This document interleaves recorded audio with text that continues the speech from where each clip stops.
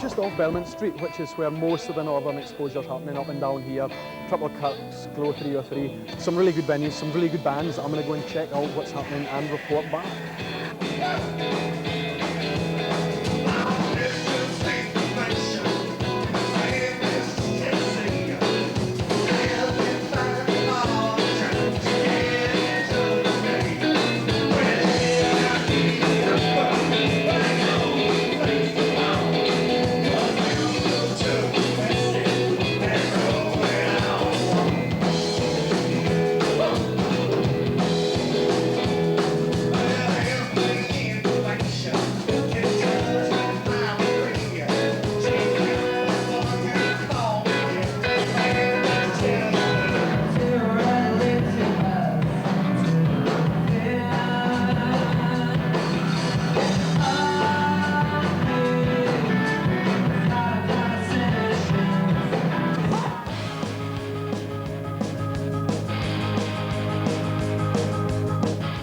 Five days, 10 venues and over 30 bands.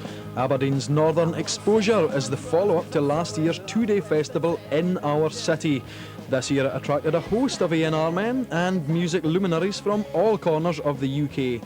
I asked Chris Hughes, former Adam and the Ants drummer and producer of albums for Gene and Gay Dad, how bands at the Northern Exposure Festival may actually benefit from the event. So you may have a group that are good at playing live, they do get management, they do get some kind of representation, they do get signed, and it's further down the line where I get involved. I mean, with respect to production. Yeah. At the moment I'm dealing with David's record company as well, so I'm doing kind of other things more like A&R, but in terms of record production, that's further down the line. So it's good in terms of A&R exposure, but the bands shouldn't expect a 10-album deal in the post tomorrow. We're also joined by Jim Gellatly from North Sound and also the Evening Express. Jim, from a media point of view, how important is something like this? Well, there's nothing really more important than new music, and for me, from a purely selfish point of view, I was delighted to get involved because it's just a great excuse to see new bands that a lot of bands I haven't heard of before. I've obviously since heard tapes and things. For example, one of the bands playing on the opening nights, a band called Voight Camp from Dundee, were just tremendous. Right, and of course you know have the reputation of giving these bands a chance, on the radio and stuff. And is it good to see a lot of bands coming from all over the country, and as Dave's saying, A&R people coming, finally taking a notice of the talent that's up here?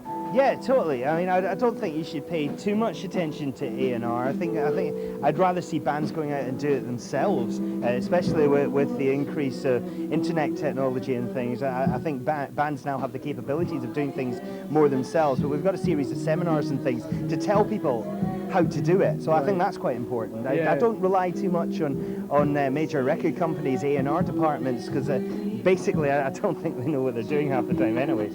But you think, it's a worthwhile event and it should be getting bigger and bigger every year then from now on? It's called Northern Exposure because it's exposing bands in the north, be it the north of Scotland, be it in the north of Britain, and that can only be a positive thing. Good stuff. Thanks a lot, Jim. Well, Magicdrive are playing in here at the moment. The whole place, the whole city is pumping. It's going to be going on for the whole weekend. So let's go and take a look at Magicdrive before we go back to the studio.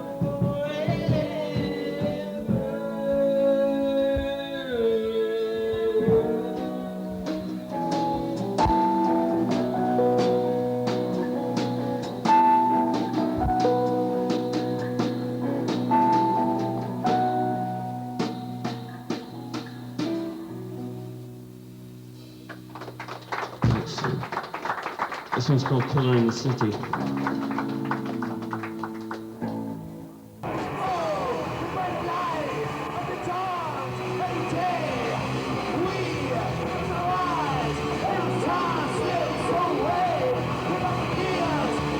Well, there it is, the best of the best from Northern Exposure. But all work and no play makes Julian a dull boy. I'm off duty, I'm away to the pub. I'm going to do one more song if I can do it. Thank you. Is that all right with you?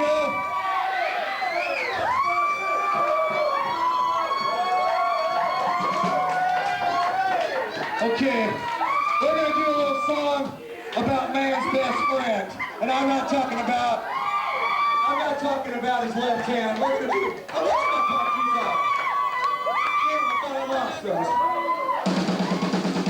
You ain't nothing but a hound dog. Time on time.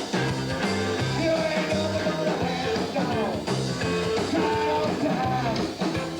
Well, you ain't that dog. You ain't no little mine. They said you was hound. Hey Julian, that looks wild. There's a case of overexposure there, though. I think so, not northern exposure, but I think the cold, maybe. Anyway, let's not. Was that your date for the night then, was it? What, the boy or the girl? He had his keys on the end of his, let yourself in, dear. I know, but the whole thing was fantastic, Sarah. It was really, Yeah. really worthwhile. So basically it's a big showcase, isn't it? It is, yeah. I mean, most of the bands that are there are not signed. There are some that are signed to the Aberdeen label Lithium, and Revel's another one up there. Some of the ones that do regular gigging down around Glasgow and Edinburgh, it's a chance for them to go and do something different. For me, fantastic. Better than seeing them gigging in the Central Belt, because Aberdeen a lot more, you know, concentrated, a lot more friendly. The atmosphere was better than you might get down fans here. up there, Julian. No. Oh, It's near where my mum lives, so. So roughly how many people, how many bands got involved in this? You're talking about sort of 30 or 35 bands, plus, you know, the Jenga heads were there, Pressure, Funk, the Slam guys who, you know, we've talked about on numerous occasions, Psychonauts. A lot of your DJ kind of stuff was there, and the sort of bands that we were seeing. So we're talking about 30 bands, we're talking about hundreds and hundreds of people. Really? for And each so what's thing. roughly, on average, what's the percentage of people that get signed up or have the opportunity to go and talk to people? Yeah, it's really, really difficult. I mean, like they say, if a company signs 10 bands, one of them have to work. And for each of those 10 bands, they reckon they get about 7,500 demos from people they know, and never mind the people that just send them in, you know, out of the blue. So it's a big, big pond, and there's not a lot of big fish in there. It's a way to break in, isn't it? Definitely, and this is an ideal type of event to get All right, people. and you had a great weekend up there, didn't you? I did. Suffering today. Well, yeah, it's a wee bit tired Aye. still, but Listen, thanks a lot for coming in. We'll see you on next Wednesday. on Wednesday. Yeah. All right, darling.